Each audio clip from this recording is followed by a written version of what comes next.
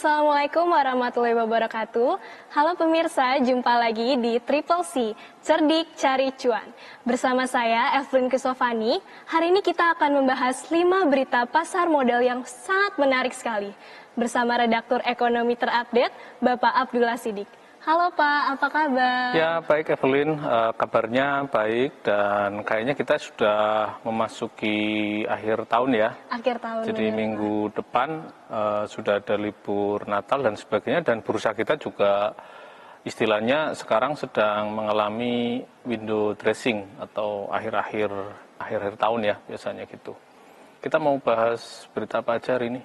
Baik, untuk berita hari ini itu ada dari PT AirAsia, lalu juga ada dari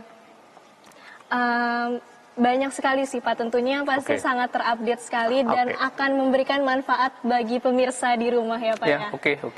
Kita akan bahas. Baik, selanjutnya mungkin saya akan langsung aja ke berita pertama dari emitonnews.com. AirAsia Indonesia catat pendapatan 5,91 triliun rupiah, naik sebesar 20%. PT AirAsia Indonesia Tbk mencatat pendapatan naik sebesar 5,91 triliun rupiah pada kuartal 3 2024. Hal ini berarti meningkat 20% secara tahunan pada periode yang sama sebesar 4,93 triliun rupiah. Baik, bagaimana nih Pak untuk PT AirAsia yang telah naik 20% nih Pak? Oke, jadi ini kelihatannya ini menjadi berita bagus untuk maskapai penerbangan gitu loh. Karena maskapai penerbangan itu kan memang akhir tahun ini kan banyak orang ini ya berlibur ataupun pulang kampung untuk Natal dan Tahun Baru. Nah, kelihatannya yang salah satu maskapai yang mendapatkan impact salah satunya adalah AirAsia. Jadi banyak yang mungkin kita juga sambil mengenalkan bahwa di bursa kita itu juga ada saham-saham perusahaan penerbangan. Jadi ada grupnya Garuda, ada dua, ada Garuda sama Citylink. Terus yang kedua ada grupnya AirAsia yang sahamnya juga diperjualbelikan di bursa gitu. Nah, kalau kita lihat kenaikan untuk AirAsia ini bagus ya, karena memang pasca COVID memang industri penerbangan ini kan sangat tertekan dan sekarang sedang pelan-pelan untuk pulih, karena memang selain bisnis ini kan selain regulasinya ketat juga varian-varian itemnya juga sangat banyak ya, misalnya kayak harga aftur, terus kemudian tidak semua jalur itu gemuk gitu kan, itu kan juga tantangan ya. Jadi misalnya memang ada bandara-bandara baru yang dibangun pemerintah, tetapi tidak semua itu juga kursinya penuh. Nah, secara bisnis pasti bisnis penerbangan akan mengambil rute-rute yang memang penuh, salah satunya misalnya kayak destinasi ke Bali gitu ya, kemana gitu ya. Jadi kalau kita lihat, kalau kita lihat memang hari ini AirAsia itu kodenya adalah CMPP, itu diperdagangkan di harga hari ini di harga 73 rupiah per lembar saham, dia stagnan, tidak naik tidak turun. Nah, dalam 6 bulan ini dia naik 17 rupiah, naik 30,36% gitu ya.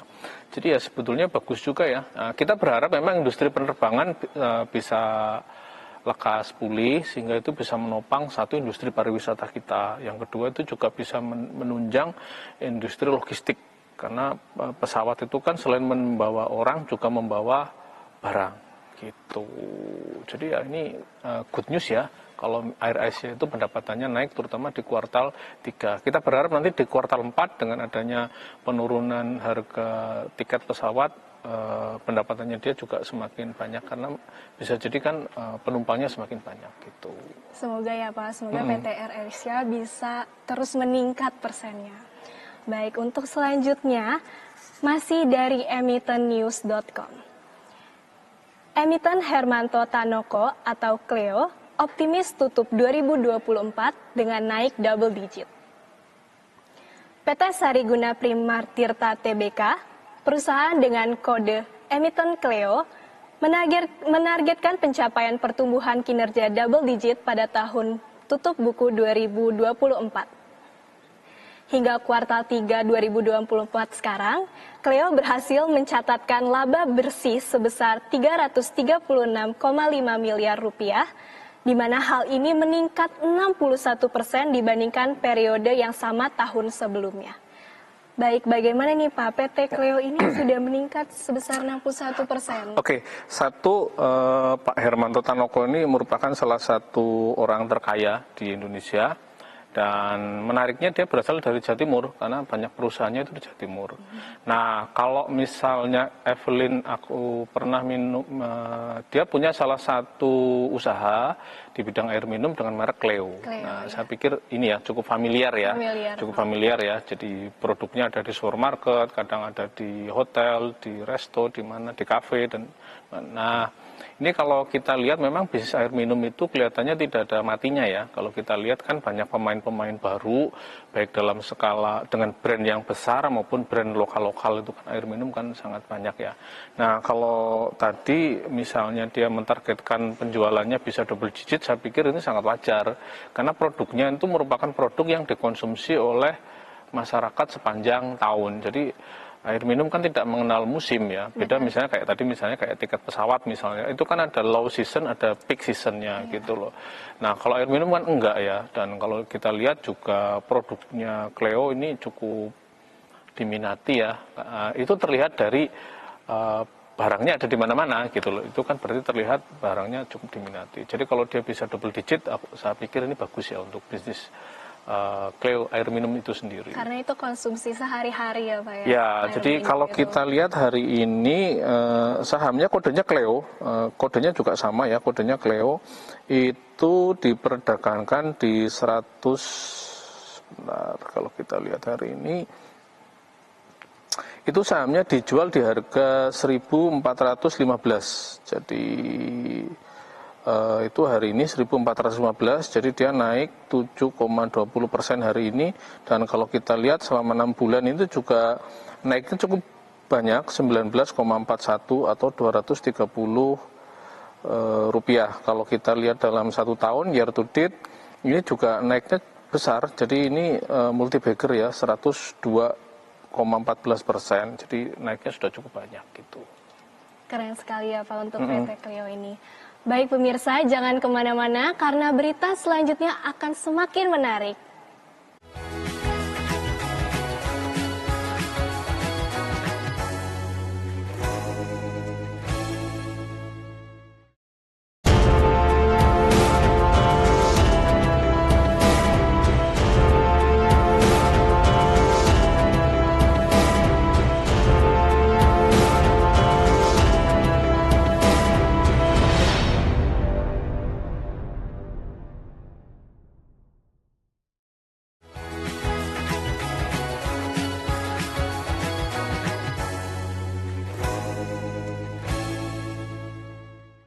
Baik pemirsa, masih di Triple C, cerdik cari cuan.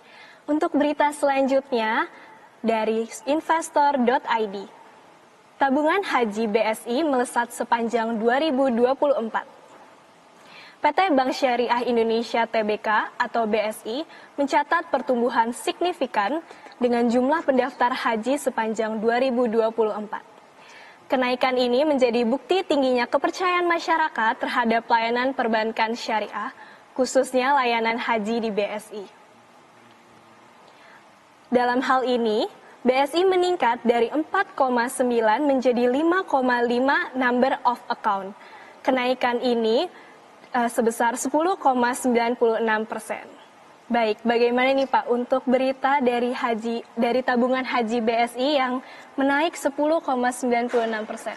Ya, memang animo umroh haji ini kalau kita lihat di Indonesia itu semakin naik ya, sebagai negara muslim terbesar, jadi itu sangat wajar kalau kemudian masyarakat itu, karena biaya haji itu kan tidak sedikit dan dibatasi dengan kuota setiap tahunnya, sehingga hal yang wajar kalau kemudian masyarakat itu kemudian membuka tabungan haji gitu loh. Nah, salah satunya memang di Bank Syariah Indonesia atau di bursa itu kodenya BRIS, karena dulu memang bermula dari penggabungan dengan BRI Syariah gitu kan ya.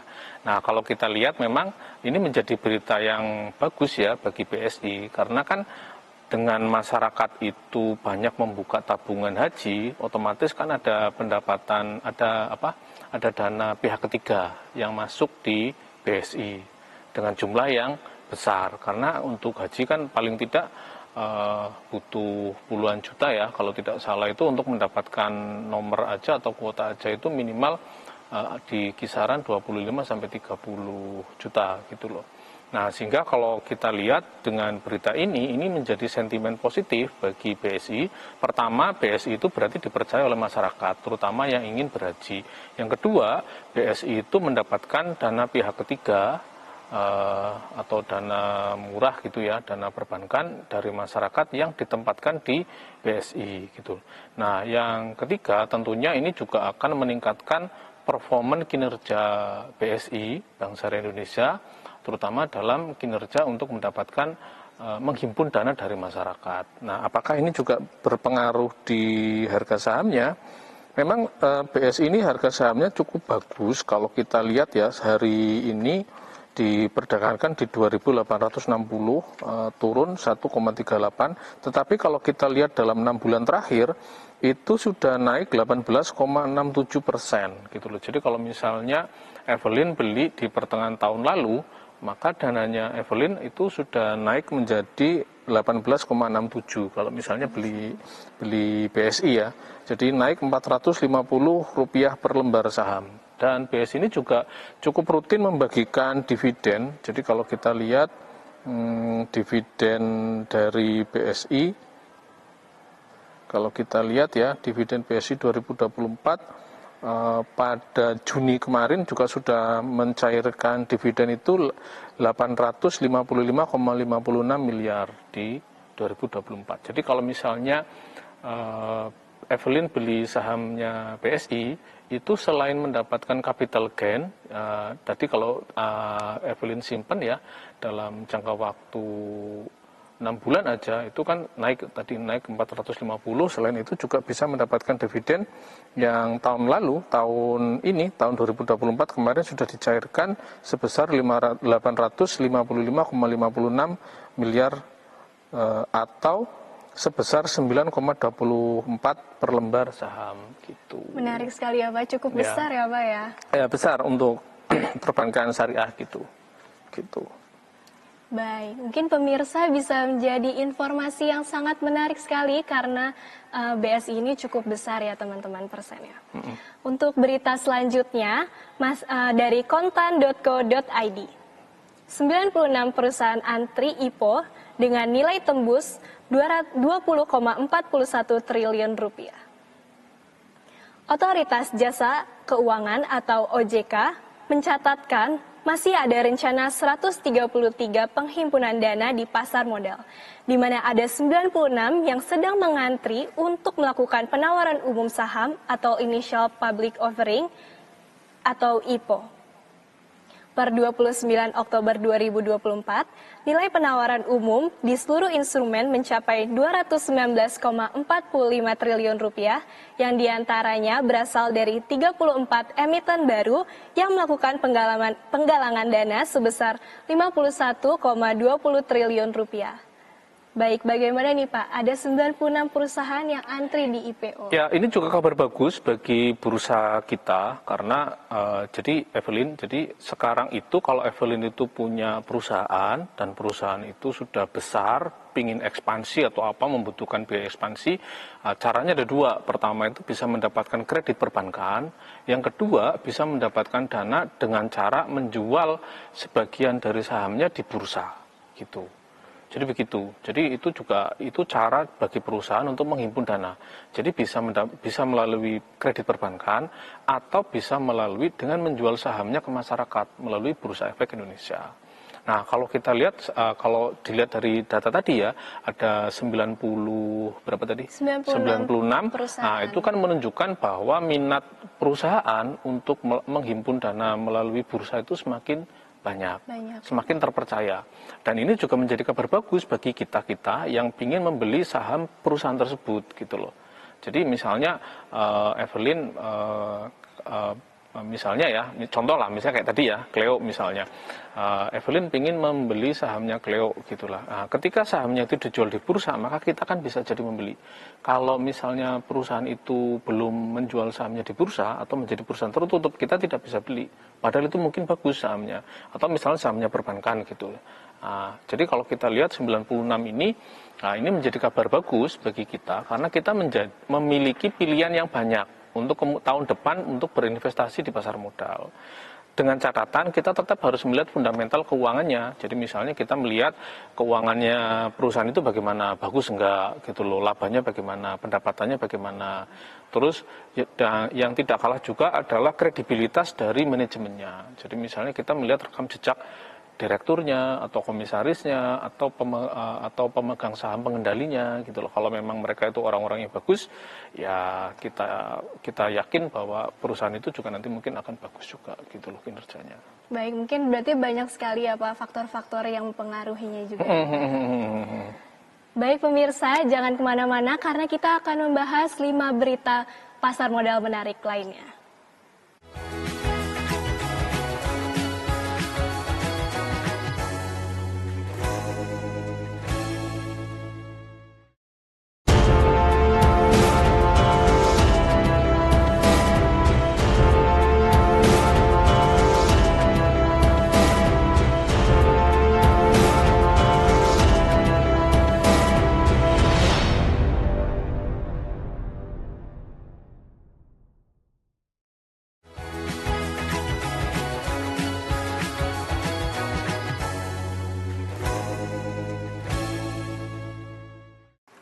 Baik pemirsa, masih di Triple C, cerdik cari cuan. Untuk selanjutnya, berita dari kontan.co.id. Perkuat kinerja, MD Entertainment atau film dirikan anak usaha baru.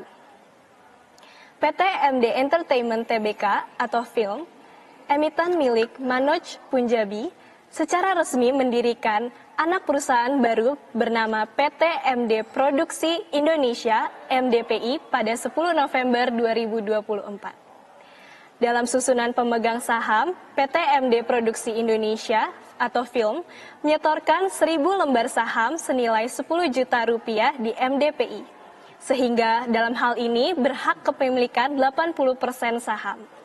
Baik, bagaimana ini Pak untuk MD Entertainment yang telah mendirikan anak usaha barunya? Oke, jadi MD Entertainment, orang mungkin dulu mengenalnya sebagai produsen sinetron ya. Sinetron kan banyak sekali, dia itu sinetron banyak sekali, dan sekarang semakin berkembang dan sahamnya itu dijual juga di bursa, kodenya film.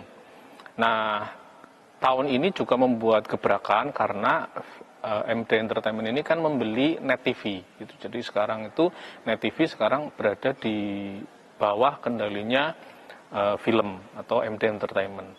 Nah, tentu saja kalau misalnya dia semula kan pemasok tayangan ke TV, terus kemudian punya TV gitu loh. Sementara dia juga masih masuk ke TV-TV lain.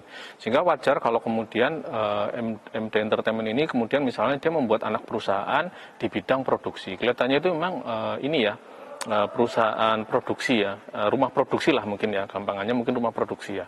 Sehingga kalau kita lihat ekspansi ini atau aksi perusahaan ini bagus karena ekosistemnya film itu menjadi semakin lengkap. Jadi dia ada rumah produksinya, kemudian ada rumah produksinya juga macam-macam ya. Ada yang untuk sinetron, ada yang untuk film gitu. Kita lihat kan juga di bioskop banyak sekali kan karya-karya dari MD Entertainment ini yang di layar lebar, kemudian dia sekarang punya televisi, sehingga kalau kita lihat dia memang membutuhkan ekosistem baru, salah satunya adalah anak perusahaan yang menopang perusahaan induknya. Nah, ini memang menjadi bagus karena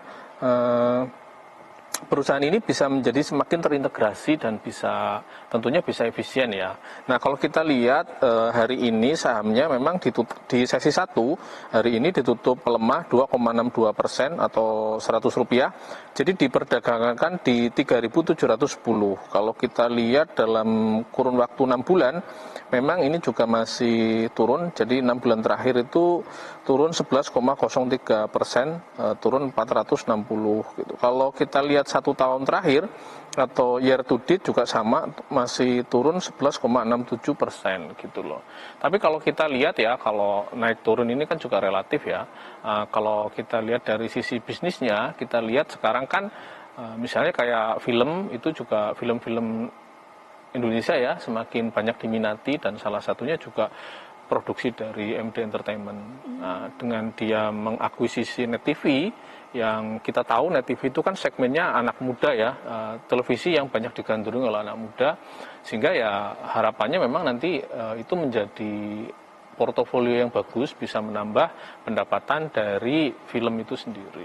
Gitu. Iya, karena banyak sekali ya Pak karya-karya dari film Indonesia yang ada di bioskop, dan juga banyak sekali peminatnya ya Pak ya. Ya, dan itu dihasilkan oleh MD Entertainment gitu loh. Jadi kalau kita lihat misalnya beberapa film yang diproduksi oleh MD Entertainment ya, misalnya kalau kita lihat di tahun 2024 saja lah misalnya, itu beberapa film bioskop itu misalnya Ayo Balikan, sutradaranya itu Rizal Mantovani, terus ada Dinda, terus ada yang kayaknya juga bagus itu yang Ipar Adalah Maut yang disutradarai oleh Hanung Bramantyo gitu loh. Iya, itu banyak sekali ya peminatnya. Jadi itu juga banyak sekali, dan ini kalau kita lihat memang beberapa produksinya itu misalnya beberapa film yang fenomenal lah ya, misalnya film yang disutradarai oleh Pak Joko Anwar misalnya itu, Suster Ngesot ataupun apa gitu, itu kan juga banyak sekali. Nah kalau kita lihat sampai tahun 2024 itu juga, atau 2023, 2024 ini juga banyak sekali film-film yang diproduksi, dan itu bagus-bagus.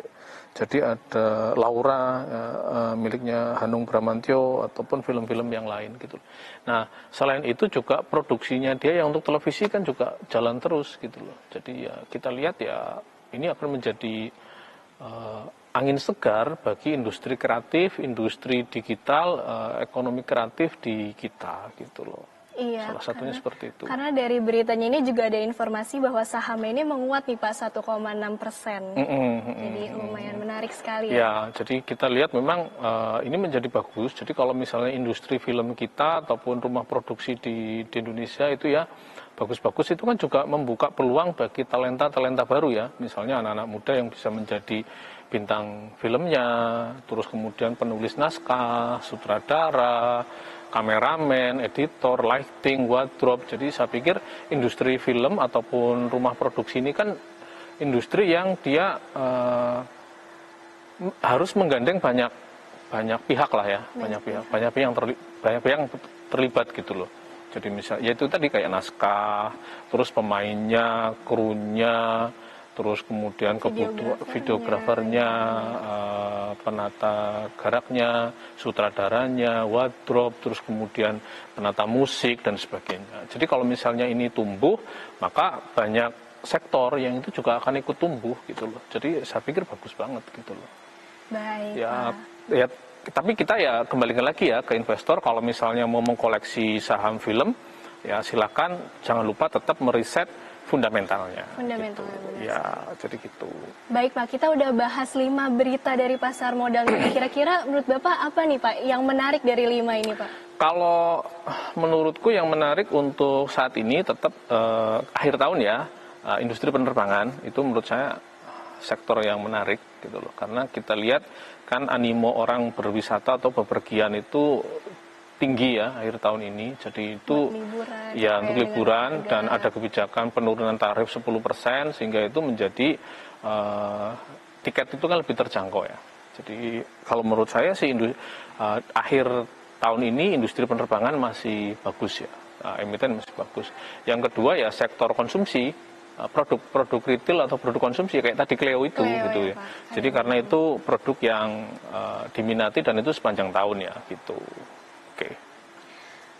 Baik pemirsa, itu dia 5 berita pasar modal yang menarik sekali kita ulas hari ini. Sampai bertemu di segmen berikutnya karena kita akan membahas 5 berita pasar modal menarik lainnya bersama Bapak Abdullah Siddiq.